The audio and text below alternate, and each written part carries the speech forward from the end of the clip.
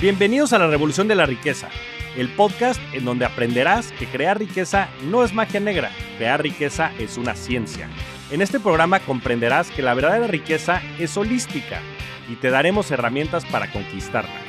Síguenos en redes sociales en @JavierMorodo en Instagram, Facebook, Twitter, LinkedIn y en todas las redes sociales. Suscríbete también a mi newsletter en mi página javiermorodo.com, en donde todas las semanas vas a recibir información sobre mercados financieros, negocios, tecnología, well-being, conciencia y también tips para ganar el juego del dinero. Bienvenidos a un nuevo episodio de La Revolución de la Riqueza. Hoy tenemos por cuarta ocasión como invitado a Rodrigo Pacheco. Me llevo saboreando esta conversación desde hace más de un año que grabamos el último episodio, porque como bien lo has mencionado en las 3 últimas ocasiones que has estado en el podcast, pues la inteligencia artificial es el tema más relevante, no del momento, del último año y probablemente de la próxima década. Entonces va a estar buenísimo, mi querido Rod. Como siempre, te agradezco muchísimo el espacio. Para mí es súper importante tenerte aquí y te agradezco, como siempre, el que nos regales este espacio para platicar del tema. No, pues yo realmente feliz también. La verdad es que me vengo saboreando esta charla que siempre es súper buena. Además, mucha gente siempre me dice, ay, te escuché con Javier, tal. Entonces, siempre es muy divertido y de verdad te aprecio mucho, mi estimado. Pues muchas gracias, mi Rod. Vamos a platicar de esto, vamos a platicar de la economía. Tal vez para empezar y entrarle de lleno, hablemos de la inteligencia artificial. Platícanos tu perspectiva de todo lo que ha pasado este último año. La verdad es que yo creo que estamos al inicio de la curva de crecimiento en la adopción de inteligencia artificial y en la curva de crecimiento del valor que genera la inteligencia artificial que se expresa en mercados, ¿no? Es decir, uno ve, por ejemplo, cómo ha habido una revolución de la riqueza, que me parece está en sus inicios, porque uno ve la trayectoria de Nvidia, por ejemplo, que es la empresa que está mejor posicionada, que está generando la infraestructura de última generación vinculada a la inteligencia artificial generativa, y es una explosión de valor, no porque hay una burbuja, que de repente por ahí leo algunos artículos que dicen, ya llegamos a la burbuja de la inteligencia artificial. Puede ser que de repente haya evaluaciones un poco voladas, un poco como ocurrió ¿te acuerdas de la crisis de las .com? Sin embargo, a pesar de que esa crisis de las .com tronó, eso no quiere decir que el Internet, si tú ves a Amazon, ¿no? Que en ese momento la pasó un poco complicado, incluso te diría empresas que hoy ya no pintan tanto como Yahoo, pues la verdad es que era el inicio apenas de esta revolución enorme que significó que todos tuviéramos acceso a Internet y luego acceso a Internet en una pequeña computadora. Y pues me parece que estamos en la misma etapa. Para mí estamos, pues ya no me acuerdo qué año te decía la vez pasada, pero te decía, estamos en 1992. Pues ahora estamos como en 1995, 96, ya empezamos a ver estas primeras empresas, que de repente hay muchas dudas al respecto de ellas, y pienso 96 porque ahí se fundó, por ejemplo, Amazon, ¿no? Entonces, y esto apenas empieza. Si hoy vemos lo que valía Amazon, pensemos el primer año, que todavía no era una empresa necesariamente pública, ¿y dónde está hoy? No hay punto de comparación. Pues lo mismo me parece que estamos viviendo. Eso como la expresión en el valor de una acción. Ahora, como valor de lo que nos va a generar como sociedad, pues va a ser enorme y al mismo tiempo unos retos también formidables. Eso no se puede hacer a un lado. Me parece que vamos a vivir un tiempo fascinante, muy confuso, muy estresante, etcétera. Sí, pues yo coincido. La verdad es que pues mucho de esto es un self-fulfilling prophecy, no es una profecía autocumplida. Y con el tiempo tan corto que hemos pasado y cómo pasas de ChatGPT 3 al 4 y cómo se empieza y le meten ahora imágenes y video. Y la verdad es que es una tecnología verdaderamente acertada para lo temprana que es, por llamarla de cierta manera, ¿no? Pero la aceleración que está tomando estos famosos network effects que tienen, ¿no? Y esta infraestructura que se está desarrollando seguramente dará pie, pues, a muchísima innovación y a muchísimo crecimiento. Ahora, ¿cuál es tu perspectiva pues, de los riesgos, ¿no? También hablan mucho de los riesgos y de las oportunidades. Me gustaría abordar esas dos. Pues mira, sí creo que entre los riesgos va a ser la enorme potencia que hoy te da el tener acceso a una mente muy interesante como es estos modelos de lenguaje natural. A lo que me refiero es que es como si tuvieras un asistente de primer orden con un EQ bastante bueno, con el que puedes pelotear ideas, y eso si lo usas para mal, pues puede ser, digamos, muy negativo. Si lo usas para bien, pues evidentemente va a ser muy positivo. Ahora, hay otros efectos, los famosos deepfakes, ¿no? Esta complicación para entender qué es realidad, qué no es realidad, pues va a ir creciendo y va a ser cada vez más difícil entender en qué área nos estamos moviendo. A lo mejor estamos hablando tú y yo y qué tal que yo soy un ente sintético de inteligencia artificial generativa y realmente pues ya está programado, digamos, tiene toda la data de Rodrigo Pacheco, ya lo alimenté y ya para estar contigo podría hacer 100 capítulos en los siguientes 5 días, 24/7, porque ya tiene toda mi data, es igual, digamos, con la misma información que tengo yo, y eso pues va a suponer un reto en términos de entender qué es realidad, qué es información verdadera, qué es información falsa. Y te diría que un tercer aspecto sí creo que va a ser disruptivo en, digamos, en cómo nos adaptamos desde el punto de vista laboral. Tú mejor lo sabes como emprendedor serial que eres, contratar a alguien. Estaba reflexionando eso hace unos días y decía, puta, qué caro es contratar a alguien en México, ¿no? Porque además de lo que le descuentan a esa persona de impuestos, lo que te cuesta como empresa, seguridad social, etcétera, todas las prestaciones, más el flanco jurídico que te puede abrir si te demandan, etcétera. O sea, hay un costo laboral importante en un país como México. Lo hay menor, obviamente, en Estados Unidos, pero pensaba, no, hombre, pues es que claro que tiene mucho sentido tener un ente artificial porque es deducible de impuestos. Lleva un impuesto implícito, pero no le genera un impuesto, lo puedo deducir como un activo fijo y además pues no me va a pedir vacaciones, no me va a demandar, es una maravilla. Y como ya cada vez tienen más capacidades cognitivas, la verdad es que para muchas empresas, pues no hay punto de comparación.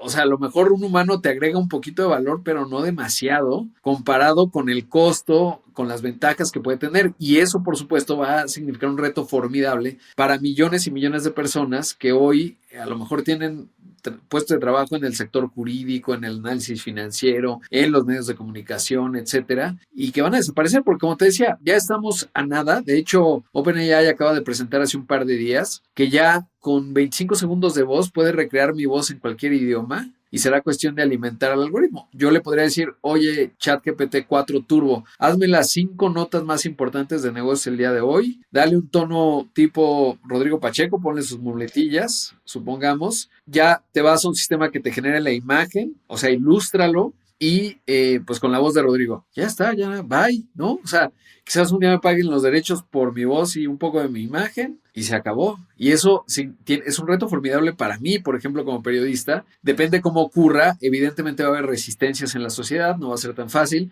Sí creo que ahora los luditas van a surgir con fuerza, es decir, estos grupos de personas que ven amenazado su modo de vida que nació en la revolución industrial y que iban a destruir a las máquinas. Hoy sabemos muy bien quién ganó, no vale la pena resistir, sino más bien ser inteligente. Pero sí creo, y hay otra parte que digamos, me interesa mucho abordar dentro de los riesgos, y me parece que es un riesgo la regulación. Y le voy a decir por qué. Normalmente, digamos, los humanos decimos, no, pues es que tengo colegas, amigos, discusiones que dicen, la respuesta rápida, incluso de personas que saben de tecnologías, pues que se regule porque tiene una serie de riesgos enormes. Y la primera pregunta es, ok, está bien, que se regule. ¿Quién lo va a regular? ¿Tú viste la comparecencia de Mark Zuckerberg en el Congreso en donde los senadores de los Estados Unidos, que es una de las democracias más antiguas, más sólidas, que podrías pensar que los legisladores están más preparados, y le decían, oiga, me espía el Wi-Fi, el WhatsApp, o sea, de verdad un nivel de preguntas que no los veo estableciendo una regulación sofisticada. Dos, si tú combinas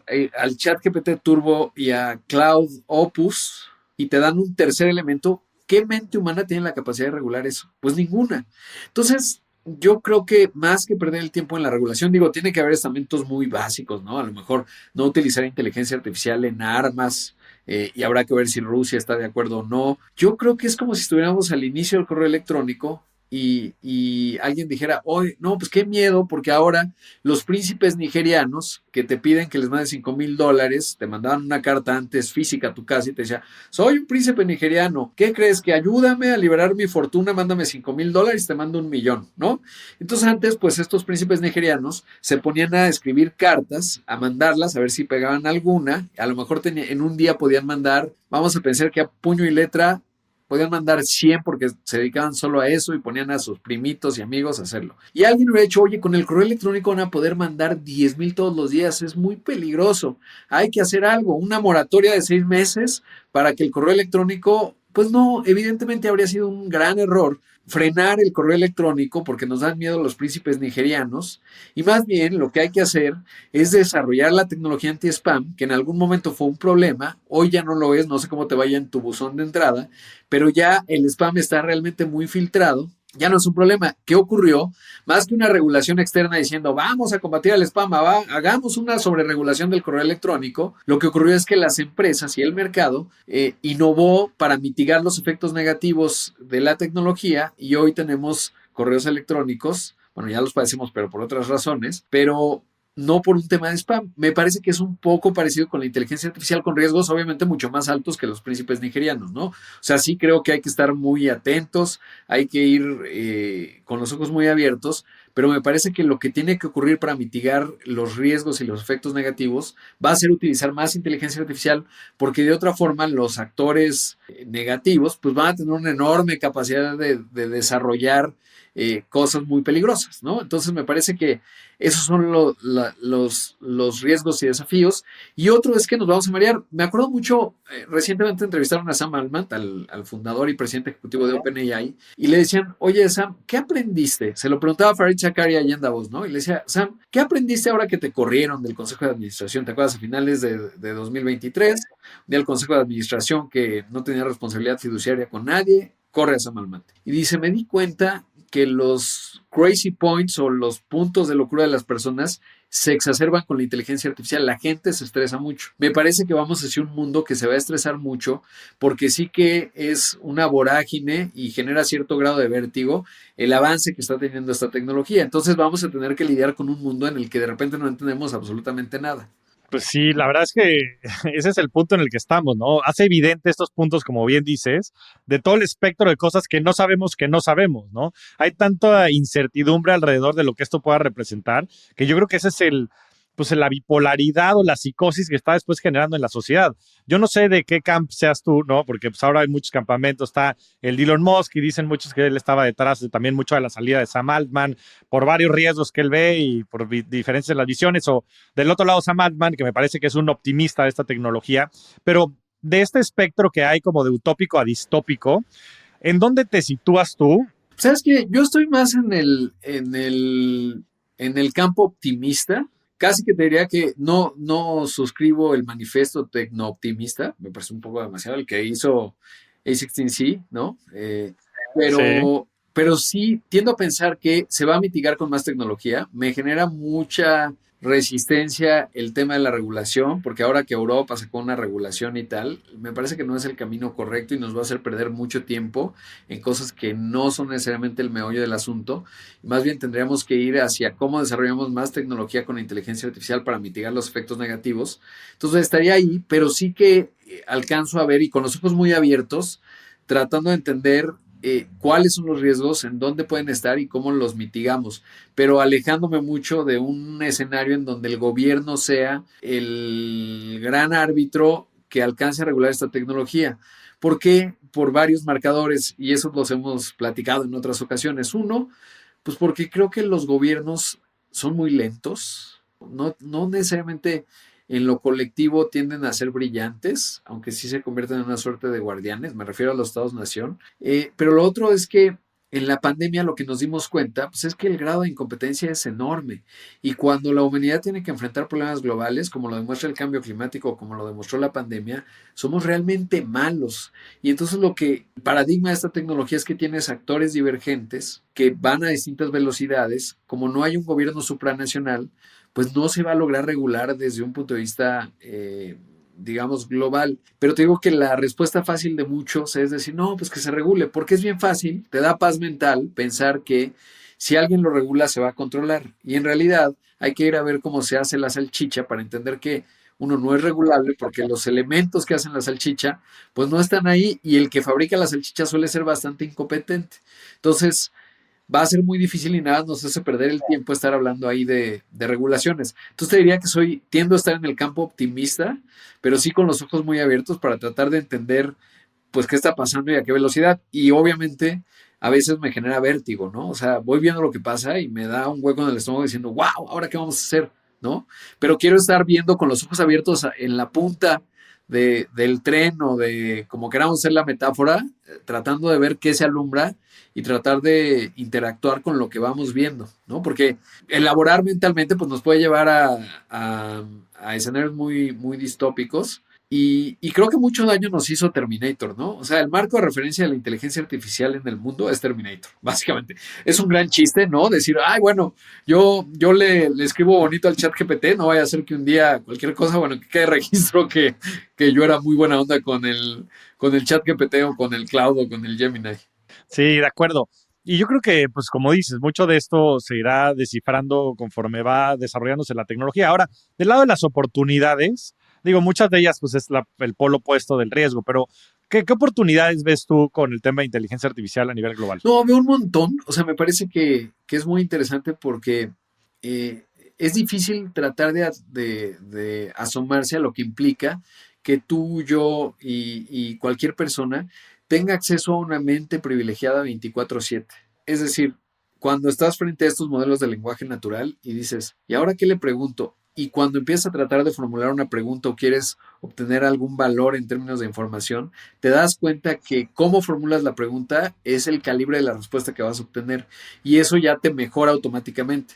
Y luego si haces la pregunta adecuada, lo que te dice esta cosa y la velocidad con la que te permite trabajar, pues no tiene punto de comparación con nada y es apenas el inicio. Entonces me parece que vamos hacia un mundo en donde va a haber mucho valor, va a haber una sobreabundancia, un poco con esta reflexión que seguramente habrás escuchado, estimado, que es, pues hoy, siglo XXI, año 2024, vivimos con una calidad de vida infinitamente mejor que el rey de España, que Carlos V, que Ricardo III, que Catalina la Grande. O sea, soñarían con nuestro nivel de vida en donde tienes desde un baño, te bañas con agua caliente todos los días en el momento que quieras. Si dices, en este momento quiero una orquesta filarmónica que me toque, la tienes al alcance de tu teléfono, pero además si quieres ver el álbum de tus recuerdos, es decir, tu memoria, pues la puedes ver en un minuto, pero además si quieres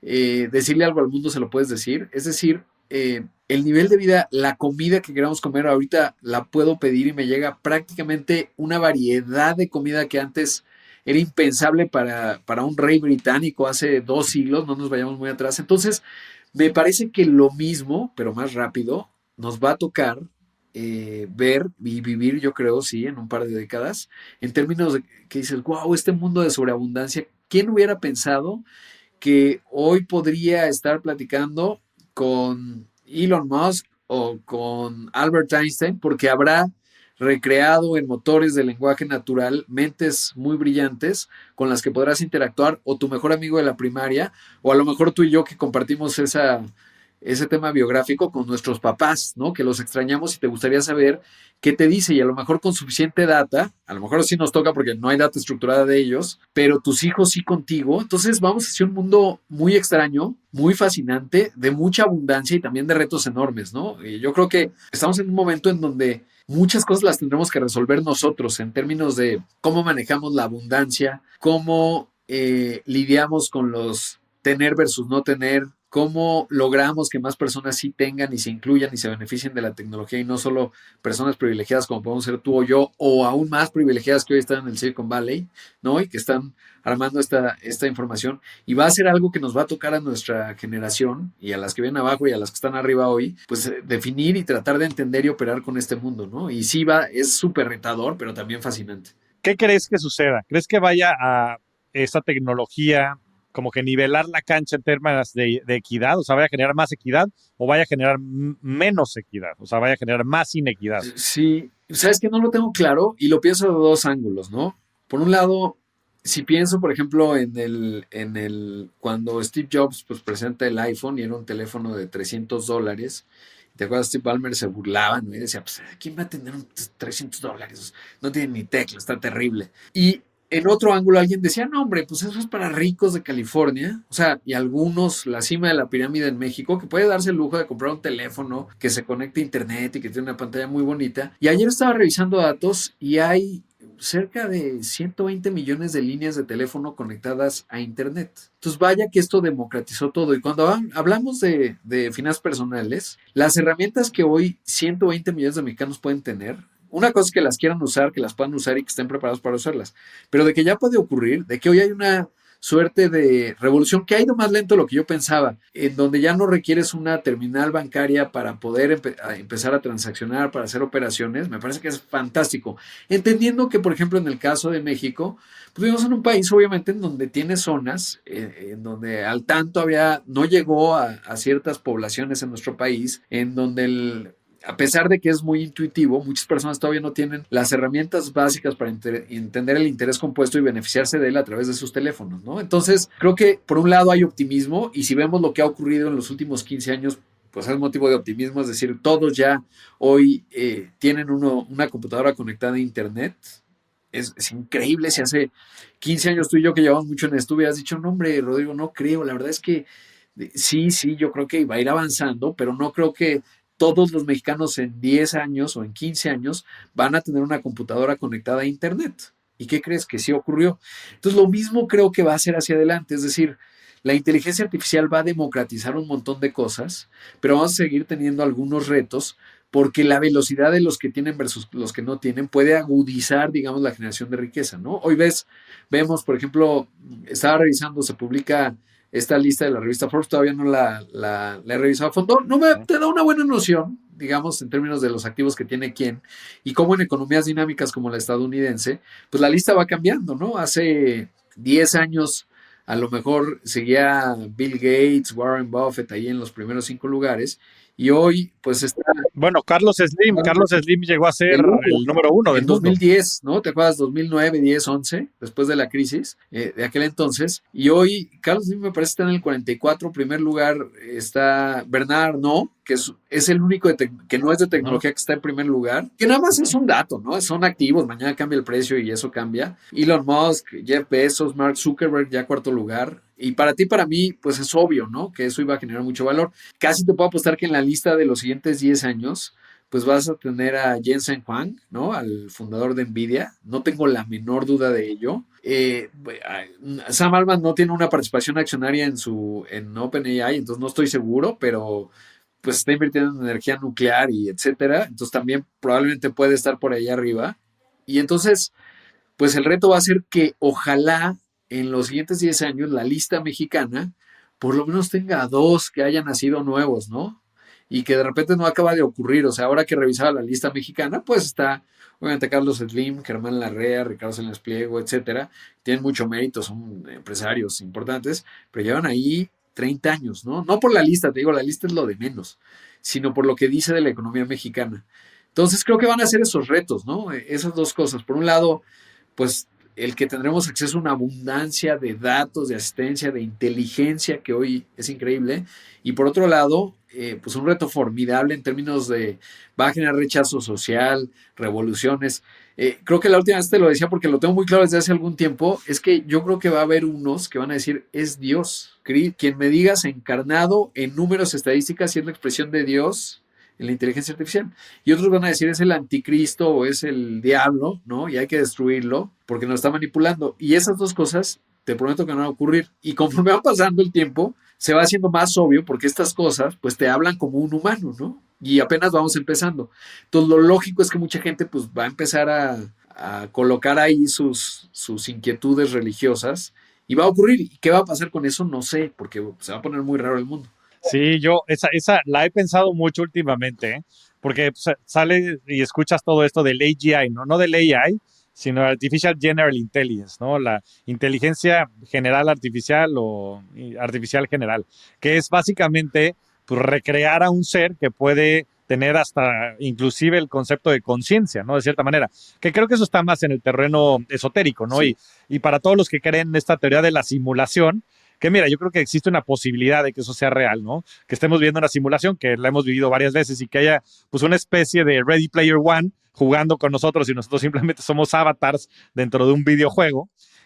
pues esta inteligencia artificial sea el creador de toda esta realidad virtual aumentada en la que participamos. Pero bueno, para no meternos en terrenos esotéricos y complejos de analizar, lo que me gustaría es que tú nos pudieras compartir cómo ves que estemos en 2030, o sea, en 6 años. ¿Qué crees que es lo que haya pasado en el mundo? Porque yo creo que, por ejemplo, el tema del desempleo estructural, yo creo que es casi un hecho. O sea, y a ver, tampoco lo veo tan grave. Yo creo que también lo que pasó a mediados del siglo pasado con el tema de la agricultura, pues es una buena representación de lo que podría pasar, ¿no? Hoy cerca bueno, en 1950, 1900, principios de 1900, cerca del 50% de la población se dedicaba a temas de agricultura.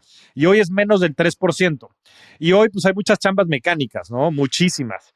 Y creo que muchas de esas van a ser desplazadas por la inteligencia artificial y yo pensaría que eso está bien y se van a crear otras chambas, pero ¿cuál es tu visión al respecto y a dónde crees que podrían irse todas estos empleos nuevos que sean desplazados por la inteligencia artificial? ¿Sabes qué? No lo tengo muy claro, de verdad, por la velocidad que lleva esto, ¿no? Es algo que he estado tratando de pensar. Sí que, de verdad, sí, hay una parte que sí digo, wow, me puede llegar a preocupar un poco porque creo que la destrucción creativa, en la parte de destrucción va a ser más rápida la destrucción que la creación de nuevos empleos. Algo que sí, por ejemplo, no me preocupa, pero sí lo quiero observar con mucha atención y tratar de entender dónde pudiéramos encontrar soluciones como país. Pero no sé si habrás visto ahora que tanto Jensen Huang en NVIDIA presentó toda una plataforma para habilitar a robots con inteligencia artificial generativa y empezar a avanzar. Si hay algo que hasta ahora el propio Elon Musk, cuando quiso automatizar al 100% la fabricación de coches, se dio cuenta que no podía, porque si tú quieres poner una tuerca atrás de una defensa, es mucho más costeable un humano que lo sabe hacer, sabe dónde está la tuerca, puede ajustar 1 centímetro para acá o para allá, que un robot, que finalmente lo puedes llegar a hacer, pero te sale carísimo el desarrollo, no es viable, etcétera. Si ya tienes robots humanoides que tienen capacidades cognitivas importantes, me preocupa, porque ahí sí, un país como México, que somos un país eminentemente de manufacturas, que sí hacemos ingeniería, pero que básicamente nuestra ventaja comparativa es tener ingenieros de clase mundial y manufactura clase mundial, rápidamente puede quedar dislocada, porque obviamente no compite un humano que paga impuestos, etcétera, seguridad social, contra un humanoide. No sé qué tan rápido vamos a llegar al humanoide. A mí hasta ahora me genera cierto grado de escepticismo, pero me sorprendió mucho lo que he estado viendo. Hay una empresa que se llama Figure AI, ¿no? Que también ha generado algunas olas. Me parece que es muy difícil porque algo sé, no sé, me refiero, algo he escuchado de Boston Dynamics y te cuentan cómo el saber, por ejemplo, la distancia con la que estoy hablando yo en esta pantalla, en saber que estoy derecho, que la gravedad aplica así, que es de día, hay una serie de procesos que están ocurriendo en nosotros de manera muy natural que no necesariamente es replicable todavía con la inteligencia artificial generativa, ¿no? Entonces que la aplicación no es así. Escuchaba al director de inteligencia artificial de Facebook, que es uno de los principales, se llama, le hacía buena entrevista a Lex Friedman, y decía, la verdad es que la parte visual implica tal nivel de datos que todavía no estamos posibilitados para procesarlos y estamos haciendo trampa porque hoy cómo funciona una inteligencia artificial generativa es que abstrae la información de las palabras, esa información le llaman discreta que tiene un principio y un final y que entonces puedes hacer y predecir el mejor token, ¿no? El mejor siguiente token. Pero eso es con información discreta. Es decir, yo tengo una palabra, digo micrófono, pantalla, 60 centímetros, lo interpreta la inteligencia artificial y dice, si estiro un brazo de 70 centímetros voy a tocar la pantalla. Ok, de acuerdo. Pero eso no quiere decir que está teniendo un procesamiento visual. ¿Por qué? Porque, y eso es bien interesante, por ejemplo, en el tema de los coches, nosotros estamos viendo totalmente, pues todos los píxeles que están a nuestro alrededor, pero priorizamos lo que está en el centro de nuestra visión. Cuando tú vas manejando necesitas distinguir, no te importa si es de tarde o si la nube está muy bonita o si hay un perro que mueve la cola de tu lado izquierdo. Te interesa lo que está en el camino, que viene otro coche a cierta velocidad y que vas en trayectoria de intersección. ¿Cómo generas un sistema que haga esa priorización de toda esa información que está teniendo el 100% de los píxeles y que los tiene que interpretar y descartar al perro que mueve la cola, a la nube que está atardeciendo que está increíble? Y más bien prioriza que viene un coche a X velocidad y que va en trayectoria de colisión. Eso, que lo he tratado de explicar lo mejor posible, técnicamente es muy complicado. Y entonces, por eso es que, por ejemplo, este personaje, pues dice, soy muy escéptico de que logremos la inteligencia artificial general porque tienen que pasar una serie de procesos cognitivos que no están ocurriendo y que nos engañamos porque hoy sí tenemos un sistema muy potente, el Transformer, que predice el siguiente mejor token, o sea, la inteligencia artificial generativa. Y entonces de repente, quiero entender a profundidad lo que está planteando Jensen Huang o el propio OpenAI en términos de lo que están haciendo con humanoides, porque también entiendo que el propio Jean LeCun se llama, de origen francés, él mismo le preguntaba a Alex, oye, ¿y por qué se te fue la inteligencia artificial generativa? ¿Se te fue o qué pasó? Porque él, pues la vio venir, la tuvo en sus manos y no fue de los que digamos, la aprovecharon y dijeron, no, sí, lo entiendo, pero no estamos en el mismo escenario. Y tengo mis dudas porque pues, es un tipo que realmente le entiende, es uno de los grandes pioneros, ¿no? Entonces estoy ahí como tratando de entender qué velocidad sí es realizable en inteligencia general artificial. Pero bueno, para contestar tu pregunta, pero ya no contesté el 2030, ya me evadí, ¿no? Sí hay cosas que me preocupan bien fuerte y otras que la verdad es que no alcanzo a ver con tanta claridad dónde vamos a estar en el 2030. Creo que, o sea, alcanzo a ver que tú y yo vamos a tener un asistente con inteligencia artificial generativa que tendrá mucha data nuestra, que nos va a decir un montón de cosas, que nos va a hacer mejores, porque te va a decir, oye, ¿sabes qué? Ya lo sabes, ¿no? O sea, tú y yo, que es un poco lo que funciona la tecnología. A lo mejor yo ya sé que hoy comí de más, ¿no? Que llevo pues, 500 calorías arriba de lo que me gustaría con el objetivo tal. Pero puedo hacer disonancia cognitiva y no importa. A lo mejor uno de estos me va a conocer y me va a decir, oye, Rodrigo, ahora sí sabes que o vete a correr 10 kilómetros o ya no comas esas papas que te ibas a comer. Mala idea, ¿no? O nos va a decir, oye, Rodrigo, ¿qué crees? De acuerdo a tu perfil de riesgo, yo creo que ahorita hay una gran oportunidad en el precio de la acción de Taiwan Semiconductor Manufacturing porque cayó 3%, tú tienes cierto apetito al riesgo, entiendes la tecnología, te puede gustar, creo que le ayudaría a tu portafolio. ¿Ejecuto la operación? Sí. Y entonces automáticamente nuestra generación de riqueza pues va a ser mucho mejor. O te va a decir, oye, Javier, fíjate que ahorita están dando un diplomado extraordinario en donde están conectando la parte espiritual con un aspecto financiero vinculado a tu bienestar mental y creo que te va a ayudar muchísimo, ¿no? Ah, no, pues ya lo doy. Ah, bueno, entonces no. Pero, pero, pero creo que eso es lo que vamos a ver. Hacia adelante y va a ser una revolución porque vas a poder tener a Javier o a Rodrigo o a Einstein o a Elon dándote consejos 24/7 cuando tú lo pidas o confort emocional o confort psicológico, etcétera. Y va a ser muy extraño porque a lo mejor vas a decir, pues yo para qué interactúo con otra persona si aquí tengo todo lo que necesito emocionalmente, intelectualmente, socialmente, etcétera, ¿no? Bueno, a lo mejor físicamente no estoy seguro que en 2030 ya estemos ahí, pero no es un asunto menor. Y por otro lado, creo, y ya con eso termino la respuesta, que el carisma va a tener mucho valor. Creo que eso desde la vez pasada lo platicaba. Es decir, Taylor Swift, que ahora apareció en esta lista, ¿no? De los que tienen mucho, más de $1,000,000,000, pues tiene valor para muchas personas irla a ver al estadio, ¿no? ¿Por qué? Porque la ves, es un humano, te genera una emoción ver que hay un humano con el que sientes empatía y la mejor inteligencia artificial generativa y el mejor androide no van a sustituir a Taylor Swift de carne y hueso y que te mande un mensaje y te diga, ay, que estés en el concierto y digas, me estaba cantando a mí, ¿no? Digo, tú y yo no somos Swifties, pero es un buen ejemplo. Bueno, no te veo muy Swiftie, pero es un buen ejemplo, digamos, del carisma que para mucha gente le conecta y sigue necesitando esa conexión con un humano arquetípico y eso va a seguir existiendo, ¿no? Y entonces las personas muy carismáticas van a tener mucho valor porque el carisma no es necesariamente replicable, es muy intuitivo, etcétera, y eso es interesante, ¿no?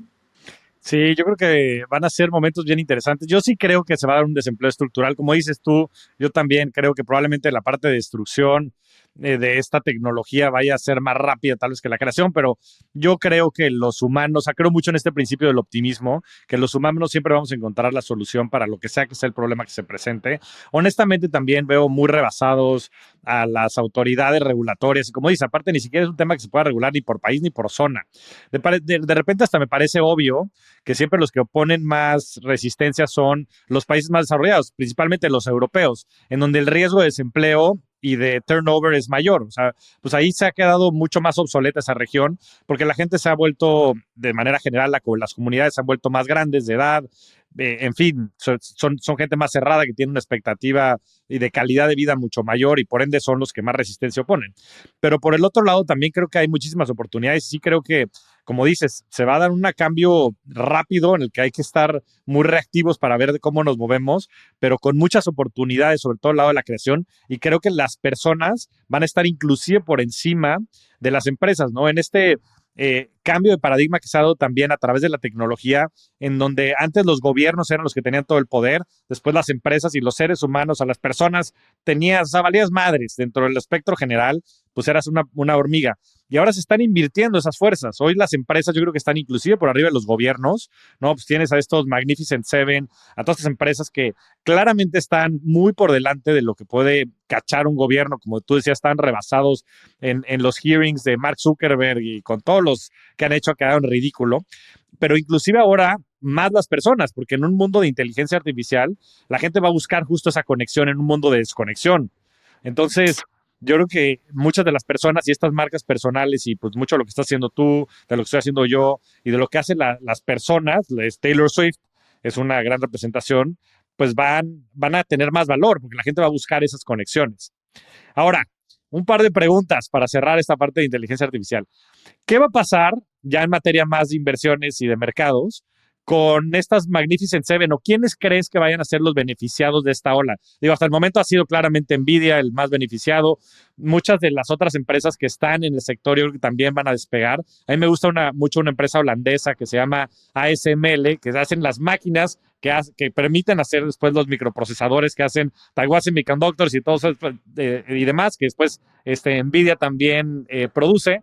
Pero bueno, más allá de eso, ¿quiénes tú crees que sean los más beneficiados? Claramente ahorita también estas Magnificent Seven han estado ahí, pero ¿cómo crees que esto juegue hacia adelante para estas grandes empresas de tecnología? Mira, yo veo en primer lugar, bueno, junto con Nvidia, a Microsoft, porque Microsoft lo que ha hecho es una serie de alianzas, hizo una con una francesa que se llama Mistral AI, con OpenAI, está haciendo tácticamente grandes alianzas. Satya Nadella es extraordinario. De hecho, me sorprendió mucho cuando Suleiman, el fundador de una que se llama Anthropic AI, extraordinaria.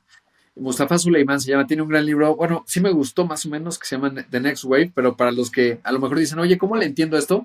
Compren The Next Wave, es un buen libro que escribió Suleiman y lo hizo. Es un tipo, a ver, nada más voy a hacer un paréntesis en él.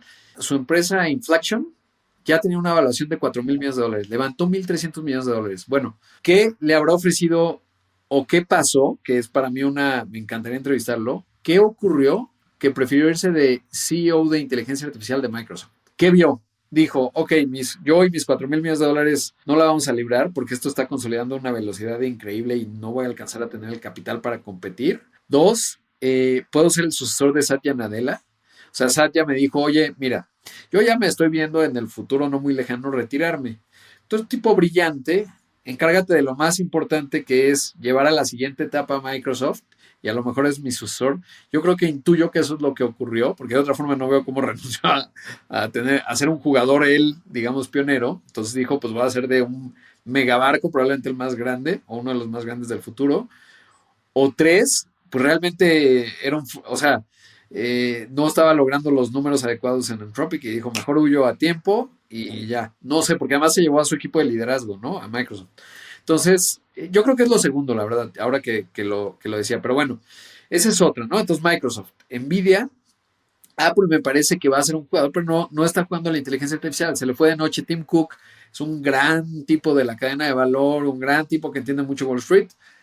Apple, la inteligencia artificial generativa se le fue de noche. No la entendió, no la vio, le apostó al metaverso. El metaverso a lo mejor se materializa en unos años, pero no hay nada tan potente como la inteligencia artificial. Y Microsoft y Apple lo dejó ir. Tan es así que ya han salido dos alianzas. Una que estaría haciendo con Google, que es lo mismo que hizo con el buscador, y dijo, oye, pues yo tengo los dispositivos, el mercado caro, ¿por qué no hacemos una alianza? Y Gemini, que está incluido por default en todos los iPhone, lo cual quiere decir que ya no tiene nada. Y está haciendo lo mismo con Baidu en China, porque obviamente China no te va a dejar que pongas el Gemini en China. Eso te demuestra que Apple se quedó muy atrás en esa revolución y ya con compras no la alcanzas a subsanar. Luego veo muy bien a Amazon, porque pues tiene la parte de AWS, me parece que también le va a ir muy bien. Meta me parece que llegó un poco tarde, pero tiene una estrategia de tener el Llama 2 y 3 abierto y entonces eso le puede dar un ecosistema grande, lo puede meter y aquello puede medio funcionar. Y entonces veo a esas grandes, ¿no? De las, digamos, de las 5, a la que no veo es a Apple. Luego, Tesla pues tiene que lidiar con Elon Musk. La verdad es que después de leer la biografía de Walter Isaacson, pues me conoces desde hace mucho tiempo. Todo lo que hace Elon Musk, las entrevistas de 3 horas que da, las escucho. Porque me parece que es un privilegio escuchar a uno de los tipos más formidables desde el punto de vista de la ejecución que tiene, de la mente brillante que tiene, pero sobre todo de la capacidad de atraer talento que tiene. Y me sorprendió y me hizo repensar mis posiciones, digamos, cuando pienso en inversión, porque no sabía que cuando estaba hecho bolita, ¿no? Abajo de su escritorio, y llega su CEO en ese entonces y le dice, Elon, ven, güey, ya, tenemos que presentar la parte de manufactura del Model 3. No, no quiero, déjenme aquí hecho bolita. No, Elon, de verdad, ven. Y ya fue, ¿no? Y digo, este cuate sí es un genio, pero es demasiado frágil como para poner mucho patrimonio en ello. Así como es brillante, así como le puede ir mal, pensaría en la estructura que un Tesla, por lo que está haciendo de inteligencia artificial, pues le va a ir muy bien, pero de repente Elon y ahora su caja de resonancia de extrema derecha en la que se ha metido desde mi punto de vista, ¿no? Hay temas de migración que digo, este cuate, que alguien le explique, ¿no? Sí. Y entonces me cuesta mucho trabajo. Entonces Tesla, digamos que me parece que tiene puntos de fragilidad, un enorme potencial hacia arriba por quién es él, por lo que sí entiende, porque, como decía, pues él fue uno de los cofundadores de OpenAI y tal, o sea, sí le entiende y su capacidad de ejecución es extraordinaria, pero está lleno de fragilidades, ¿no? O sea, es un tipo que pasa mañana cualquier cosa. Claro, tiene tal posición de dominancia en muchos temas que bueno. Y luego creo que va a haber otras que hoy no están, por ejemplo, Anthropic, ¿no? Que es de Darío Amodei. Yo creo que esa ya le volvió a inyectar más dinero a Amazon y es un tipo formidable. Hay una que se llama Cohere. Hay algunas otras que habría que rastrear y en cuanto salgan, pues habrá que participar o ya están muchas de ellas en el mercado secundario. Pues pueden ser interesantes. Y otras que no podemos saber, ¿no? O sea, no podemos saber lo que no podemos saber.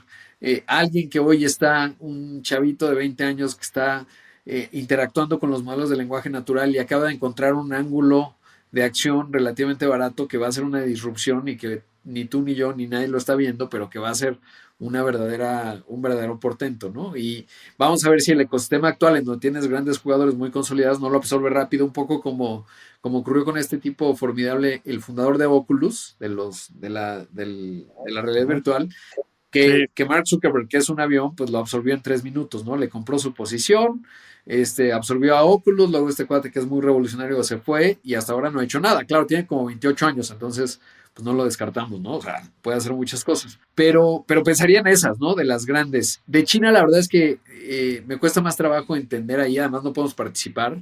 O sea, y cada vez menos, o sea, ni tú ni yo, ni yo creo que el 99,99% de los que nos ven y escuchan pueden comprar algo que tenga que ver con China en términos de acciones y valor, ¿no? Porque además Xi Jinping se ha encargado de limitar la exposición de las empresas chinas a los mercados internacionales, entonces ahí pues está más difícil.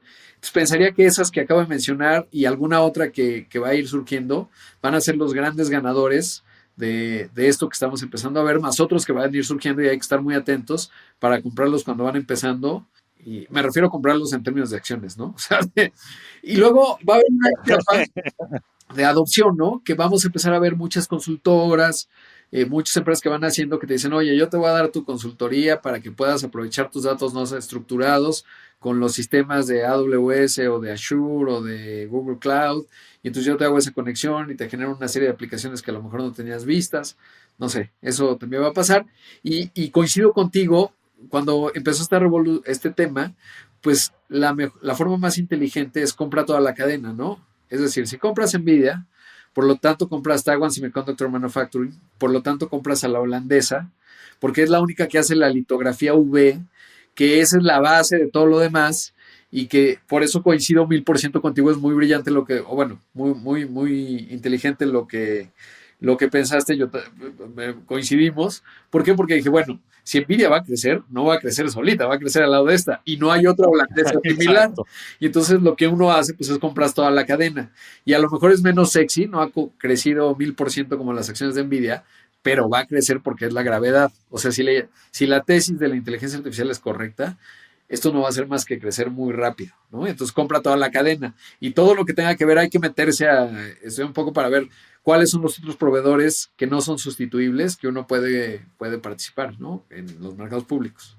Increíble, Rod, increíble. Ya con esto, bueno, todo el episodio, la verdad es que siempre que platico contigo me vuela la cabeza y así a mucha la gente que no escucha. Pero por último, en el tema de inteligencia artificial, ¿cómo la estás usando tú? O sea, ¿qué cosas ya estés usando tú, tanto en tu vida personal como en tu vida profesional? Y no sé, chance, te digo, chance y estoy hablando con un deepfake ahorita de Rod.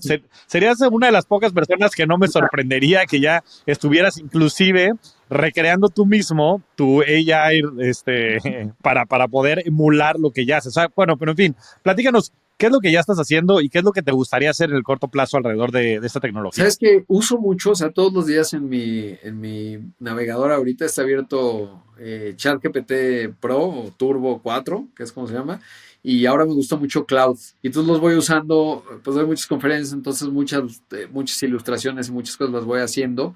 Cuando puedo me pongo a interactuar ideas. Ahí me gustaba más Pi, una que es de Inflection, pero la verdad es que ya la he usado bastante poco. Y esa es la manera como la uso. Obviamente tengo uno de estos, ¿no? Que ya tiene algo de inteligencia artificial para las imágenes y te hace traducción simultánea en las llamadas y tal, que está muy bien. Pero cotidianamente uso los modelos de lenguaje natural, por ejemplo, como editor para iterar ideas.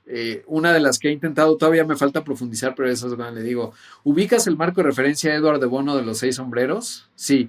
Ah, bueno, tengo esta idea. Haz la metodología de Eduardo de Bono y dime los 6 sombreros, ¿no? El prudente, el locuaz, no sé qué.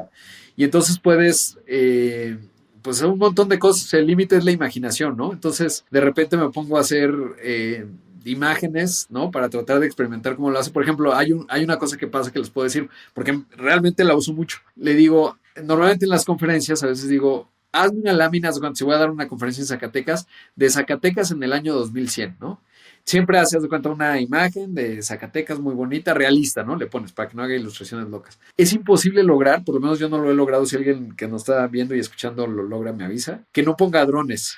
O sea, le he puesto, pero no pongas drones, pone drones. Oye, pero le pusiste drones. Ah, ok, tienes razón, Rodrigo, no le voy a poner drones. Y le pone drones, ¿no? Entonces, eso es con el chat GPT, ¿no? Cuando empezó Gemini a generar imágenes, empecé a generar algunas. No le ponía drones, pero bueno, luego su exceso de corrección política los hizo que se pusieran en pausa. Entonces, estoy esperando a eso. Y la verdad es que ya Stable Diffusion acaba de tener un cambio. Su CEO se fue, ¿no? Porque tuvo ahí algunos problemas. Porque la verdad es que OpenAI, Sam Altman es formidable, porque además pues fue el de EY Combinator. Se tiene todas las interacciones y va ganando a las posibles startups que pudieran surgir. O sea, las low hanging fruits o las cosas fáciles de ocurrir ya las está haciendo, ¿no? Video, animado, voz, etcétera. Pues no te va a dar tiempo a que tú y yo hagamos una startup de eso. La va a hacer antes él porque la entiende bastante bien. Lo que necesita es capital, ¿no? Y entonces hay que dar 3 pasos más adelante para tratar de entender en dónde hay una startup que pudiera ocurrir, que no sea de implantación, ¿no? Pero bueno, ya me desvié. ¿Para qué la uso? Pues tengo todo el tiempo abiertas estas cosas y estoy experimentando todo el tiempo y tratando de ver cómo funcionan. Me gustaría hacerlo más, ¿no? Por ejemplo, la parte que conecta con Python y hacer tablas, etcétera, que ya lo puedes hacer también. Pero sí, la uso todo el tiempo. Por ejemplo, el otro día quería ver la balanza de pagos. Hubo un comentario ahí de que el peso estaba excesivamente fuerte y se lo atribuían a la cuenta corriente. Y hablaba este analista que fue del FMI, que se de apellido Brooks, de Brookings Institute. Se viralizó mucho su tweet, ¿no? Y decía, lo que pasa es que la balanza corriente subyacente, pues demuestra una fortaleza artificial del peso. Y dije, ok, voy a ver la balanza corriente, está en el Banco de México. Subí el PDF a ChatGPT y a Cloud, lo hice más ese con ChatGPT, iba renglón por renglón y le iba diciendo, ¿cómo ves esto? Tal. Obviamente todavía está muy limitado, o sea, no te va a hacer un análisis muy sofisticado, el análisis lo haces tú, pero es como interactuar como si tuviera un economista y le pudiera ir preguntando, oye, ¿y qué significa C y D? ¿No? Y te dice, bueno, ahí está la inversión de cartera junto con la inversión extranjera directa. y entonces puedes ir intuyendo y puedes ir desdoblando algo que a lo mejor hace un año no hubiera podido hacer. Entonces, por ejemplo, ese es un uso que le di, escribí una columna, te diría a mi gusto un poco mediocre, pero, o sea, no me encantó, pero pude hacer eso, ¿no? Y es porque a lo mejor yo no tenía tan fresca la información de la cuenta corriente, y en mi opinión, esa es mi opinión, pues no hay una cuenta corriente subyacente, porque en el análisis que hice de la balanza junto con el chat GPT, no encontré ningún elemento volátil que tuviera una variación loquísima de 150% que dijeras, ah, no, aquí hay mucha volatilidad. Y entonces me parece que la hipótesis de este personaje, que es un analista clase mundial, pues no es correcta, y lo puedo hacer yo ayudado del chat GPT, y ya tengo un nivel de análisis un poco mejor del que a lo mejor tenía hace un año y medio. Pues sí, pues más bien estás pues apalancando muchos de esos recursos que tal vez tú no tienes acceso y del procesamiento de toda esa información que no tienes tal vez tan fresca para poder pues crear. O sea, es impresionante hoy el acceso que estamos teniendo, que como dices, pues eso podría generar mucha equidad o mucha inequidad, ¿no? Porque si también los grandes jugadores van a ser los que van a tener acceso a esto, pues eso va a concentrar muchísimo el poder. Sí. Pero bueno, como dices, ya tendremos que ir viendo inning por inning y conforme salgan estos nuevos avances, cómo se van moviendo todo esto. Pero me das el pase perfecto, que aparte está en boca de todos, que es el tipo de cambio. Y bueno, en tus últimas entrevistas que habíamos tenido aquí, pues había sido un tanto crítico del peso contra el dólar y se ha seguido apreciando. Yo también, ¿eh? Yo en 2023, el año pasado, sí pensé que iba a haber fortaleza del peso simplemente porque pensé que todo iba a converger a la media y como veníamos de una etapa en la cual los mercados habían caído, ¿te acuerdas? A finales del 2022, sobre todo las acciones de tecnología, les pusieron una muy buena guamisa, pues pensaba que iba a converger todos a la media y se iba a volver un tema más de modo de riesgo y con ellos iba a apreciar el peso, pero ni yo en mi más positivo análisis hubiera pensado que hubiéramos llegado a 16.50. Este año pensé que el peso se iba a depreciar contra el dólar, ¿no? Que iba a subir el tipo de cambio. Y no, estamos en 16.50. Platícanos cómo ves tú la economía en México, sobre todo en el entorno político en el que estamos en este año de elecciones.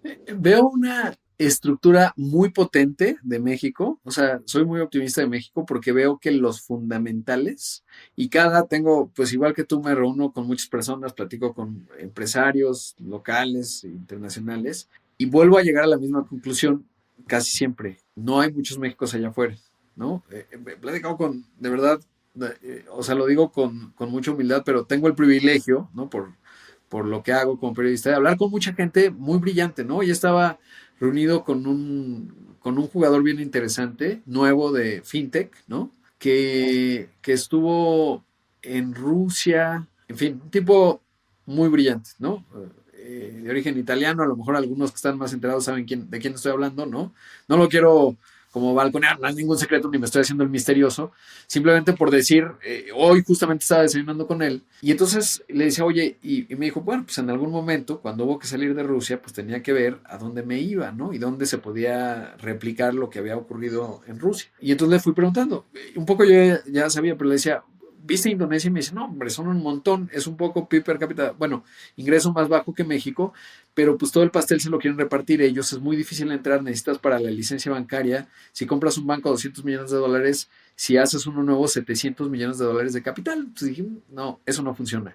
India, pues es ultra complejo, 1,000 millones no están en el rango de ingreso adecuado para hacer un negocio, digamos, financiero, pues 200 millones sí, y está sobreatacado, muy complicado, muy difícil, ¿no? India. Turquía pues está ahí, pero está loquísimo, no tiene banca central autónoma, entonces un día dice, subimos la tasa, la última vez me acuerdo subieron 500 puntos base, eso fue hace 2, 3 semanas, porque venían de bajar la tasa de referencia cuando había mucha inflación, se les fue la inflación del cielo, ya pues una banquera central que me parece que trabajó en Goldman Sachs, y entonces pues están subiendo la tasa como si no puedes operar en esos escenarios, no puedes arrancar. Brasil, que es un buen caso, ya está súper atendido, ¿no? Hay mucho capital de riesgo, muchos jugadores grandotes, está Nu, etcétera. Pues está México. Con la vinculación a Estados Unidos, con esa economía, pues, y dices, cuando analizas, oye, le preguntaba, oye, ¿y Nigeria? Y me decían, no, hombre, pues no, la verdad es que pues, no viviría en Nigeria, ¿no? Básicamente. Y entonces, cuando lo ves así, y luego si voy a hablar con alguien, por ejemplo, de la infraestructura eléctrica, me dice, con sus variables, pues lo mismo, ¿no?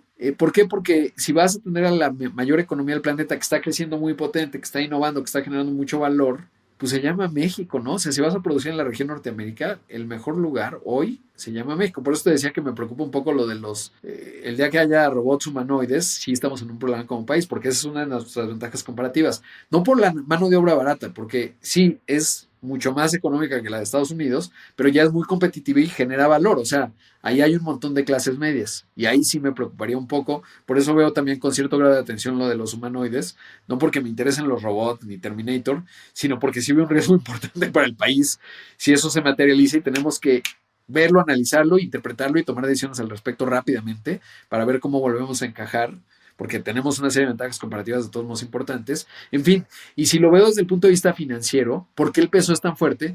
Pues porque si tú quieres estar en mercados emergentes, se llama el peso mexicano, ¿no? ¿Por qué? Porque no te puedes meter en Argentina. En Brasil está Lula que está peleando con su banco central, ultra regulado. Colombia es muy pequeño, Perú es muy pequeño, pues es México. Turquía, ya decíamos, no está. Nigeria, pues tampoco está. Sudáfrica no está. Lo mismo que la vez pasada platicábamos. O sea, Vietnam es más Sí. pequeño. India, pues es un ecosistema gigante. Va a ser una de las tres mayores economías del planeta. Eso no está en discusión, ¿no? En los siguientes 10, 15 años. Y entonces, países medianos vinculados a la región norteamericana no hay muchos. Ahora, coyunturalmente en los siguientes 12 meses va a ser un poco complicado, va a haber mucho nerviosismo porque vienen dos procesos electorales simultáneos, el de México acá, y hay cosas en donde el crimen organizado sigue siendo una preocupación, cómo está irrumpiendo la democracia mexicana, eso es importante, pero la estructura mexicana, en cualquier resultado, tengo la impresión que no va a haber, digamos, el factor político ideológico no va a ser el mayor riesgo de México. El mayor riesgo de México tiene que ver con seguridad, sin duda, y me parece que el mayor riesgo de México está en Estados Unidos. Es decir, si gana Donald Trump, se pone muy proteccionista, etcétera, nos va a dar algunos de dolores de cabeza. Y Donald Trump me parece que es una carta un poco loca, ¿no? En términos de que lo que pasa es que el marco de referencia que me preocupa de Donald Trump, si veo lo que ya ocurrió en su primera administración, dices mucho ruido, pocas nueces, ¿no? Es decir, dice muchas cosas locas, pero al final tiene muy claro el interés nacional de Estados Unidos, que es una rivalidad total con China, y si te vas a pelear con China y necesitas reconfigurar tu cadena de manufactura, pues se llama México. De acuerdo, en eso estamos de acuerdo. El asunto es que cuando tienes el elemento racista, se vuelve muy complicado en una sociedad como la estadounidense. Y eso me preocupa. Y eso te puede llevar a escenarios irracionales. O sea, si tú estás, no quiero hacer el Hitler, o sea, la típica comparación de Hitler, pero es que sabes, me encanta la historia y uno de los periodos que más me ha gustado entender es la Primera Guerra Mundial y luego la Segunda.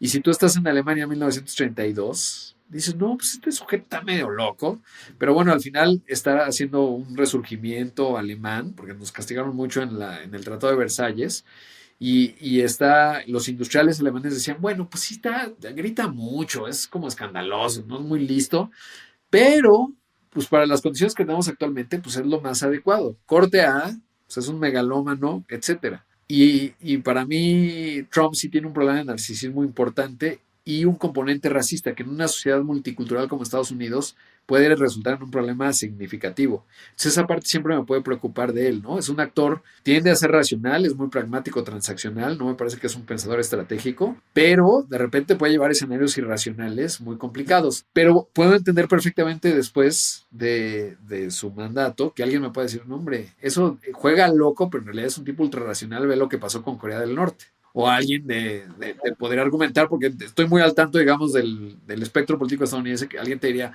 oye, sí, tú dices que Trump no sé qué, pero pues con Biden se deportaron más, o con Biden hubo más guerras, ¿no? O con Biden hubo más debilidad, con Trump no. Sí, lo puedo entender, pero me sigue pareciendo un personaje que en su consistencia y en los riesgos que plantea, pues es muy riesgoso. Y de cara a México, me parece que coyunturalmente en los siguientes 12 meses puede ser muy riesgoso. Y eso puede hacer que el tipo de cambio, regresando al inicio, pues se ponga nervioso, ¿no? Porque recordar que si uno ve la gráfica 2017-2020 con Trump y ves el tipo de cambio, fue todo menos estable, ¿no? En ciertos momentos. Cuando ya se iba a salir del Telecán, cuando no sabíamos si negociamos el TEMEC, cuando se iba a aplicar arancel progresivo si no nos convertíamos en el muro, etcétera. Entonces creo que habrán Sí, yo creo que volatilidad, ¿no? Yo creo que sobre todo en periodos electorales, o sea, si estuve analizando también los últimos periodos electorales en México, digo que no había probablemente en los últimos periodos electorales tanta certeza pues en este caso, lo que pareciera que es la continuidad de esta administración, ¿no? Por lo menos por lo que las encuestas hoy demuestran, porque había más volatilidad, había más incertidumbre, pero siempre son periodos de mucha volatilidad y por lo menos en los últimos 3, 4 periodos electorales, el tipo de cambio se ha tendido a depreciar, ¿no? Y digo, yo creo que son dos factores. Como habrás visto, pues aumentaron mucho el gasto y subió el déficit fiscal, que era algo que el gobierno había mantenido relativamente estable. Y después porque también a principios siempre de los sexenios suele ser cuando pasan más reformas, sobre todo en materia fiscal y demás, que pues tienden a espantar un poquito los capitales, ¿no? Y esto, digo, de la mano también del tema de las tasas de interés que ya empezaron a bajar. Entonces, yo pensaría que debería haber pues algo de volatilidad por los periodos electorales con tendencias a que se pudiera depreciar el peso, sobre todo por la fortaleza. Hay que recordar, digo, venimos de niveles de 25 que tales fueron extraordinarios por el tema del COVID, pero sí venimos de niveles de 22, o sea, se ha apreciado 30% en los últimos años, Sí, ¿no? sí, yo creo que, o sea, coincido contigo, va a haber cierto grado de depreciación, pero es tan fuerte la estructura económica de México y la integración con la región Norteamérica que salvo que eso se modifique sustancialmente, yo creo que esto va a seguir creciendo. Justo en esta semana, o sea, en estos últimos 5 días, pues ha aparecido dos asuntos. Comunicado del Departamento de Estado diciendo vamos a hacer una alianza con México en la parte de semiconductores, no porque México va a hacer semiconductores, pero cuando analizas estructuralmente que ese es, digamos, la máquina de vapor del siglo XIX o, digamos, el gran motor El oro, es el oro. sí, el oro, el petróleo Exactamente. del... Y Claro. agregaría que más que el oro, porque no es un commodity, ¿no? Es decir, tiene un montón de valor agregado y los estadounidenses necesitan sacarlo de Taiwán y llevar una buena parte a Estados Unidos. Hay un documento ahí que hizo la Asociación de Fabricantes de Semiconductores allá en Estados Unidos y hacen una gráfica y dice, de aquí al 2030 esto es lo que necesitamos de ingenieros, de maestrías y de PhDs. Claramente no les alcanza. Y entonces, si a ellos no les alcanza a los ingenieros que están graduando, pues acá hay otro tanto en México. Entonces es natural que México va a tener que integrarse, le conviene a Estados Unidos, le conviene a México, a la cadena de semiconductores. Ya empezó a ocurrir, ¿no? Ya lo anunciaron formalmente. Y justo publica Wall Street Journal que Foxconn, por ejemplo, de Taiwán, justo pues con la restricción que está teniendo Estados Unidos, hoy se dio la llamada Xi Jinping-Biden, ¿no? Hoy me refiero 2 de abril, De abril. con la llamada que dieron, una de las cosas que le dijo Biden, mira, está muy bien, pero vamos a seguir limitando el que China tenga tecnología estadounidense avanzada, o sea, inteligencia artificial, si vulneran nuestra seguridad nacional. ¿Qué quiere decir? Olvídate, no vas a tener envidias, no va a ocurrir. ¿Y qué quiere decir? Que si tú vas a fabricar un servidor en Taiwán o en China, pues no va a tener la última tecnología. ¿Dónde lo vas a fabricar? En Arizona, pero ya tienes proyectos gigantes de 40,000, 100,000 millones de dólares para hacer semiconductores, o en Ciudad Juárez, Mexicali, etcétera. Entonces, ¿qué está haciendo Foxconn? Pues ya está trayendo producción de servidores de inteligencia artificial a México. Si nos habilitamos un poco, pues vamos a empezar a generar la cadena de valor. Ahí sí creo que falla miserablemente esta administración y no parece que la que venga vaya a tener mucha visibilidad de ello, ojalá me equivoque, pero pues lo que tendrías que hacer es banca de desarrollo para ir construyendo, o sea, política industrial, para ir construyendo la cadena de valor y que más parte de ese valor agregado que se va a generar, pues se quede en México con ingeniería mexicana, etcétera, ¿no? Obviamente el sector privado está participando sin esperar ninguna banca de desarrollo ni nada, y eso en parte va a ocurrir y va a generar valor en México, ¿no? Entonces esa estructura, por ejemplo, pues va a seguir ocurriendo. Apenas en California acaba de subir el salario mínimo a $20 en los fast food, ¿no? Y pues obviamente ya han tenido que despedir. ¿Qué te ayuda a contener la inflación? Pues los mexicanos centroamericanos que se van allá, no tienen seguridad social, te ayudan a que el salario mínimo no se eleve demasiado en un entorno de alta inflación. Buena idea. ¿Qué va a pasar con las remesas? Pues van a seguir viniendo. ¿Qué va a pasar con el turismo? Pues yo no veo que vayan a hacer en el Caribe otro Cancún, ni veo otra infraestructura como la Riviera Maya. Tiene sus riesgos de seguridad de lo que tú me digas, y tampoco veo que haya otra península de Baja California, ¿no? En donde, o sea, no hay físicamente, o sea, ¿qué te vas a Colombia? Está un poco más lejos, si eres estadounidense ya no estoy seguro, pero puede ser Colombia, pero la escala no la tiene de infraestructura para absorberlos, y ya, ¿no? O sudeste asiático, pero pues ya cruzar un vuelo de 14 horas, pues no está tan atractivo como bajar 2 de California a Baja o 2 y media de la costa este a Cancún, ¿no? O ya a la Riviera. Entonces tenemos una serie de ventajas comparativas y estructurales que no son fácilmente replicables allá afuera, ¿no?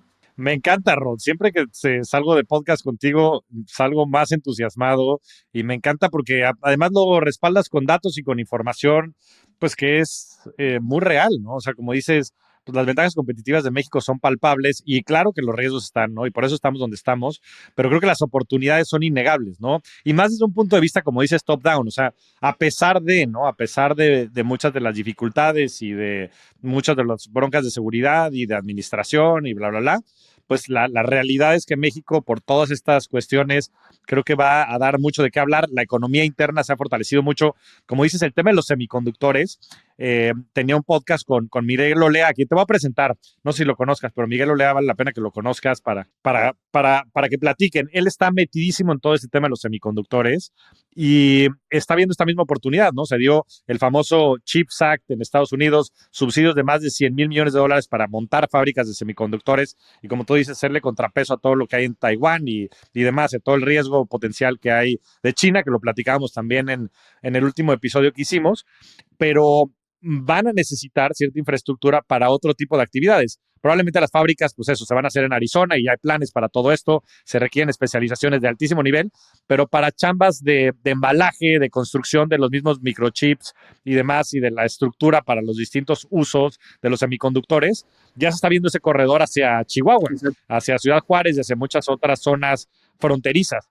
Y dice, esa va a ser la gran oportunidad de México, ¿no? Y vamos a tener otra vez pues una ola importante de infraestructura que se va a desarrollar alrededor de esta nueva infraestructura, que además no van a ser chambas de manufactura, o sea, no van a ser chambas de primer nivel, sino van a ser chambas ya de otra calidad de valor agregado, en donde, como decías, no es un commodity, ya es valor agregado que estamos haciendo y eso pues va a fortalecer también la economía interna, ¿no? Y te va a dar otro tipo de capacidades que creo que se va a poder generar un flywheel que sí le va a dar una oportunidad real a México de posicionarse y de crecer, sobre todo su economía interna y fortalecer también pues muchas de las capas, inclusive que esto repercuta en la misma cultura, el gobierno, en mucho del Estado de Derecho, desde un punto de vista de las necesidades de esta nueva sociedad que se está co-creando de la mano de todos estos avances económicos, políticos, tecnológicos, ¿no? Sí, totalmente. Y mucho trabajo de nosotros, digámoslo, como mexicanos, en términos de, porque coincido mucho lo que acabas de decir, lo suscribo totalmente. Justo ahí está la oportunidad.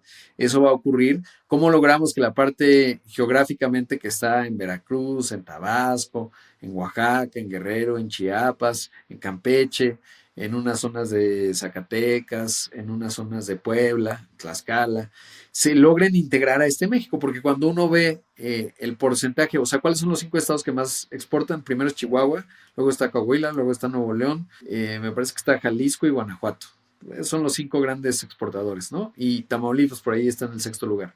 Y hay entidades, si tú ves Chiapas, Guerrero, Oaxaca, Veracruz por el petróleo, a lo mejor la cifra se modifica, pero Campeche o Tabasco no están participando. Y entonces necesitamos que ese México, no, a lo mejor no van a producir ahí semiconductores necesariamente, si tienen agua, etcétera, o sea, hay buenas condiciones, pero sí que empecemos a articular y no decir, bueno, pues ya Nuevo León ya está resuelto, Chihuahua ya está resuelto, Baja está resuelto, Coahuila está resuelto. No, no, pues somos un país y si no nos va a explotar, ya sea, si seguimos viviendo una democracia que tenemos que garantizar que eso ocurra como ciudadanos, hay que ir a votar, etcétera. Y por otro lado, que vayamos como sociedad construyendo y normando. Yo ya lo veo en varias, por ejemplo, en Tampico, la sociedad es muy participativa. Ahora estuve recientemente en Mérida y los empresarios de Mérida dicen, a ver, necesitamos energía, porque Yucatán es uno de los estados que puede súper despegar, pero tenemos problemas de infraestructura para la energía, de gas y electricidad y un puerto de altura, es decir, un puerto con mayor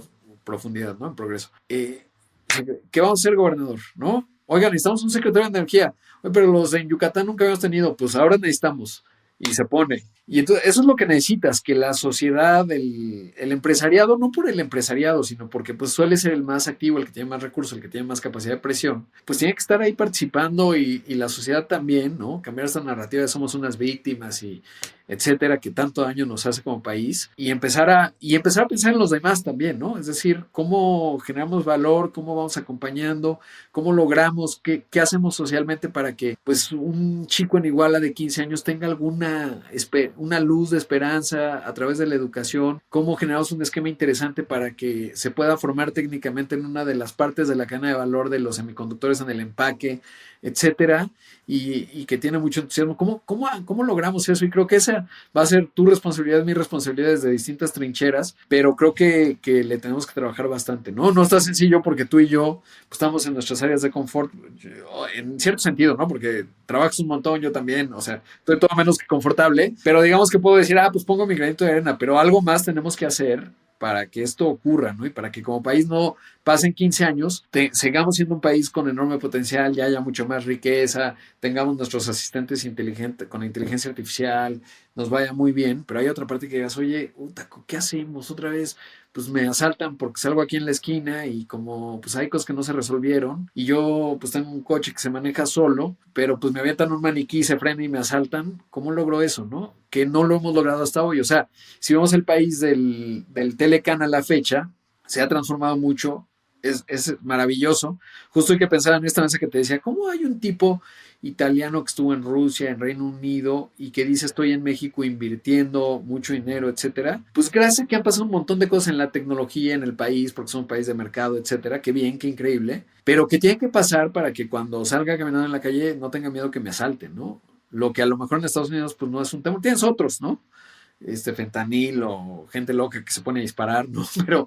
Pero como en el caso de México, podemos ir atajando esos temas, ¿no? Y sí que materializamos un México mejor. Y es mucha chamba de por medio también. Sí, y es un tema de responsabilidad social, pero creo que también tiene mucho que ver con las historias que contamos, Rod, y por eso pues, hemos formado una gran amistad y por eso te admiro tanto, porque siempre con sustentos, ¿no? De datos y de información dura, pero siempre también teniendo esta perspectiva y esta narrativa acerca de las oportunidades que hay, ¿no? Sin dejar de lado los riesgos, también hay que verlos, pero también intentando ser agentes de cambio en esta profesión, ¿no? Y en este don, y más que don, este privilegio que tenemos de poder comunicar, porque de verdad lo es y implica una gran responsabilidad. Hoy me encanta tener a gente en México como Poncho de los Ríos, ¿no? Que sé que lo conoces, de Nowports, que tiene 25 años y tiene un unicornio, pero más allá del unicornio, pues es una persona que se está exponiendo y está desde su mentalidad y su forma de actuar, intentando también ser un agente de cambio para la gente en su entorno y cómo esto puede impulsar a las siguientes generaciones a creer que sí se puede, ¿no? Y que verdaderamente lo echemos a andar, porque más allá de un tema, como dices, de realidad, porque la realidad se está manifestando en todas estas diversas temas que tocaste con mucha asertividad, pues también es un tema simplemente de cambiar el mindset, de cambiar la mentalidad, de decir, oigan, pues ya no somos las víctimas, o sea, estamos al tiro y podemos competir contra estos y contra los otros y nos necesitan en el mundo y hay que salir a dar lo mejor que tenemos. Ahora, Rod, me gustaría que nos dieras, ya para ir cerrando el podcast, tu visión acerca del mercado financiero, ¿no? El mercado financiero en México, como decías, pues hay algunas cosas que van muy bien, ¿no? Por ejemplo, el tema de las cuentas de inversión me parece fantástico. Estamos cerca de 8 millones de cuentas. Cuando empezamos a hablar tú y yo no llegábamos ni a las 200,000 hace más de 10 años. Entonces se ha dado un crecimiento importante, aún no como creo que se podría manifestar. Pero, por ejemplo, hay otros temas, pues tal vez más agridulces en temas de inclusión financiera. Y sé que tú estás muy cerca de los bancos, tienes una gran relación también con mucha gente importante dentro de ellos. Y me gustaría saber cómo ves que se esté desarrollando el sistema financiero en México, ¿no? Y cómo la tecnología lo está habilitando y qué cosas deberíamos hacer mejor y qué cosas van mejor también de lo esperado. O sea, ¿cuál es tu view en general del mercado financiero en México? Creo que todavía... Y de la industria. Sí, no, la verdad es que veo que los grandes bancos, muchos de ellos están fuera de su zona de confort. ¿Por qué? Porque afortunadamente han llegado nuevos jugadores. No es nuevo, o sea, esto se viene sacudiendo desde hace algún tiempo, pero cada vez por todo esto que mencionamos de la enorme oportunidad de México, cuando tú analizas y dices, oye, ok, tienes ese país que ya dijimos es una maravilla, es un avión, etcétera. ¿Cuál es la penetración de servicios financieros? No, pues 30%. ¿Cómo crees? Voy a atacarlo porque ahí hay mucho dinero por recoger y eso es un poco lo que está ocurriendo. Ahora llegas y te enfrentas pues una regulación relativamente más lenta. Creo que hay una gran oportunidad para que sea más rápida. Me parece que la CNBV lo hace bien, pero lo podría hacer bastante mejor para darle más velocidad. Creo que está en el interés de los incumbentes, es decir, de los grandotes que están transformando, pero a su paso. Si no los apuras, se van a tardar en transformar. Hay otros que a mí me sorprenden y siempre los aplaudo mucho porque se han transformado muy rápido. Creo que el marco, la otra vez lo hablábamos, ¿no? De repente uno dice, oye, ¿por qué en la misma institución en España o en otras partes me cobra menos interés? Y tú dirías, pues que lo que pasa es que es el margen regulatorio. No, es el Estado de Derecho. Tú ve y toma posesión de un colateral, a ver cuánto tardas en México, a ver cuánto tardas en España, o a ver cuánto tardas en Inglaterra o en Estados Unidos, que tardas 2 días, ¿no? O sea, si no te pagan, pues rápidamente tomas un inmueble o lo que te haya que tomar. Acá es mucho más complicado y eso, pues, se pone en precio, digamos, en el interés que pagamos. Eso es una parte, ¿no? Entonces, me parece que eso es un factor, pero sí también creo que la parte regulatoria tendría que ir un poco más rápido porque eso generaría más incentivos para que todos vayan avanzando de manera más rápida. Y creo que todavía es una nuez difícil de resolver el tema de la informalidad. O sea, voy viendo muchas fintechs que lo van intentando, pero cuando preguntas, oye, ¿cuál es la mezcla de nuevos clientes que vas teniendo? En el mejor escenario son 50, o sea, que atienden al 50% que ya está atendido y entonces están generando más sobre ese 50% que está sobreatendido, y tienes un 50 que no está participando. Y donde tenemos el reto, pues es en lograr que esa otra parte que no está siendo atendida lo logremos. Pero cuando ves y le pones número y dices, ok, va, y le pones número, oye, voy a analizar cuál es el comportamiento de pago voy a decir algo y no espero que nadie se ofenda, Pochutla, ¿no? De una pequeña tiendita, cuánto paga y cuál es el riesgo y cómo lo tengo que prorratear ante la posibilidad de que no me pague y qué herramientas de análisis le pongo, se mueve 100% en efectivo, etcétera. A ver, rompe esa nuez, porque tú dices, ok, le pongo una terminal punto de venta, me empieza a generar data y entonces ya le puedo ofrecer un crédito. Sí, pero el 90% de la población te va a pagar en efectivo. Hazle como quieras. ¿Y cómo rompes esa nuez? ¿No? Y entonces no está sencillo, si no ya se hubiera, desde que tú y yo platicamos, yo me acuerdo, la Convención Bancaria 2013, Luis Videgaray, secretario de Hacienda, decía, la inclusión financiera, no sé qué, lo vamos a lograr. Bueno, ya estamos en el 2024, no hemos avanzado lo que pensamos que deberíamos avanzar, ¿no? Regresando un poco al principio en donde decía, ¡uy, qué increíble! Ya tenemos una sucursal bancaria en nuestras palmas de las manos y aún así no lo logramos y no vamos avanzando a la velocidad que me gustaría. Entonces me parece que es una nuez difícil de craquear en términos de la parte que está en el sector informal, que nunca ha tenido acceso a un producto financiero y que es un reto formidable, porque obviamente a todos les encantaría recoger ese dinero, pero ya que vas a recogerlo te das cuenta que la uva tiene espinas, ¿no? Que el fruto, el long hanging fruit no estaba tan fácil. Y hemos visto recientemente en estos últimos 2 años una consolidación de fintechs que levantaron mucho dinero, buenos modelos de negocios aparentemente, etcétera, y que a la hora de chocar con la realidad y decir, ok, ya estoy en Pochutla, venga, ajá, sí, cómo no, bienvenido a la realidad. No, Pochutla no estaba tan listo como tú pensabas, aunque todos tienen un teléfono celular, ni la dispersión, ¿no? Entonces, creo que es una combinación, ¿no? Y lo que necesitamos es que haya menos zona de confort en los grandes, que creo que no la hay tanto.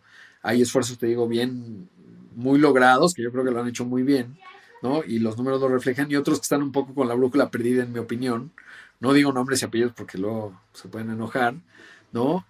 Otros que van más o menos, pues tienen su mercado y lo van administrando y ya saben que va de salida, un poco como lo que ocurre autos eléctricos y de combustión interna e híbridos, ¿no? O sea, sí voy hacia los eléctricos, pero vámonos con calma porque tengo todavía mucho inventario del otro.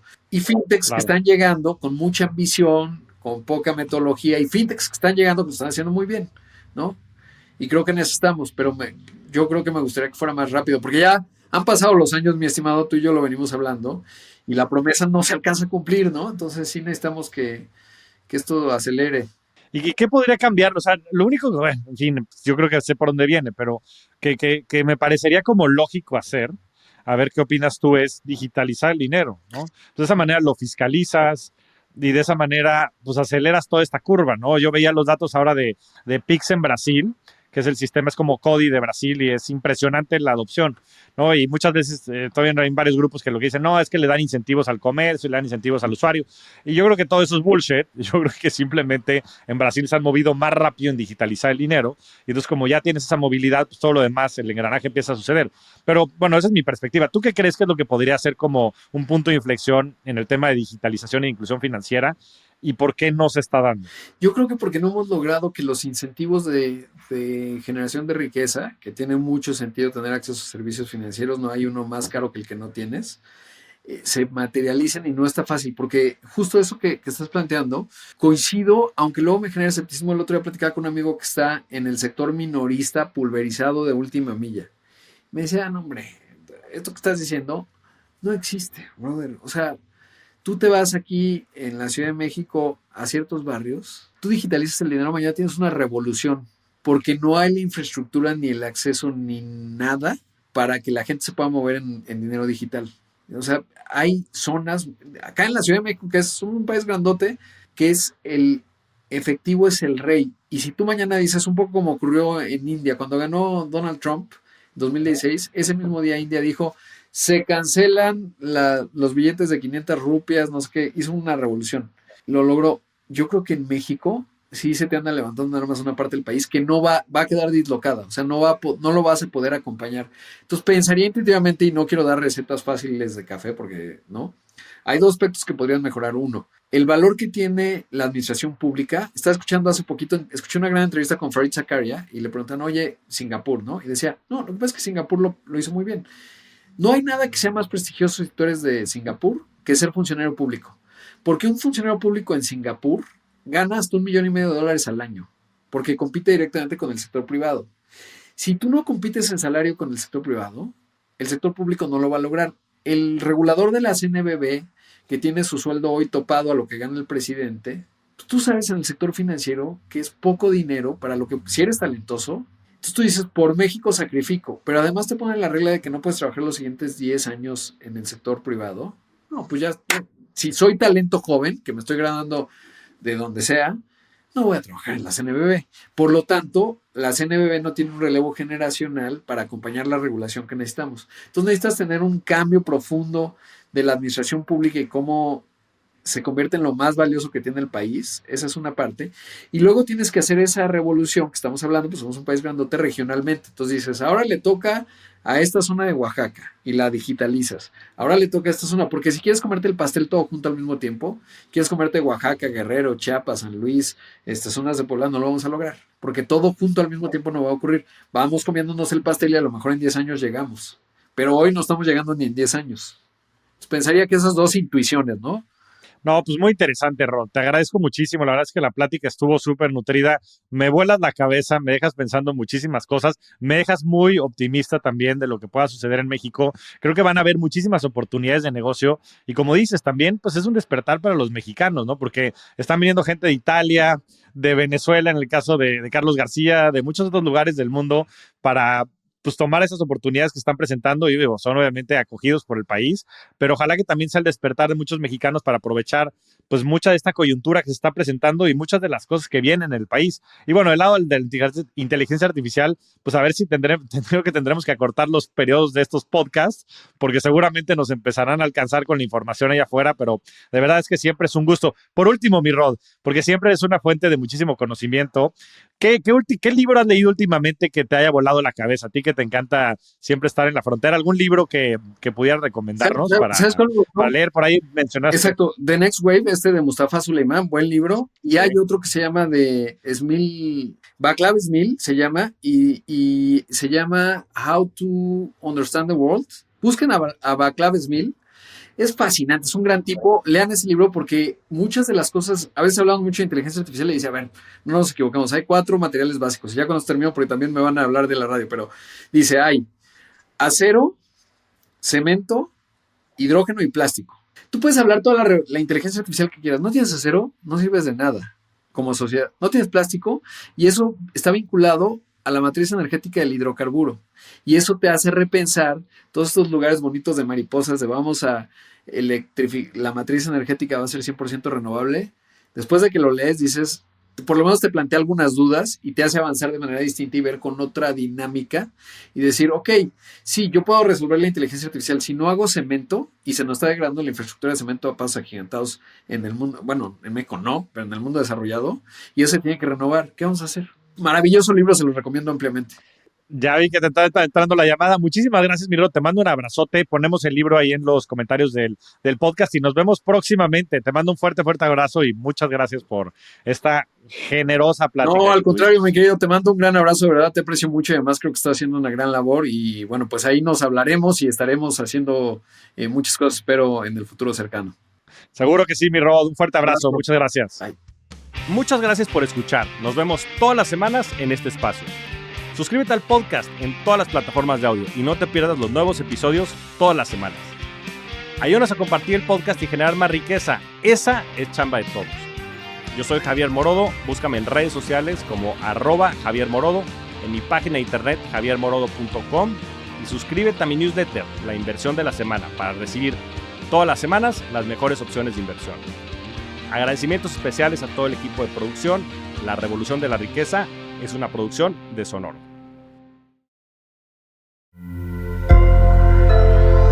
Sonoro.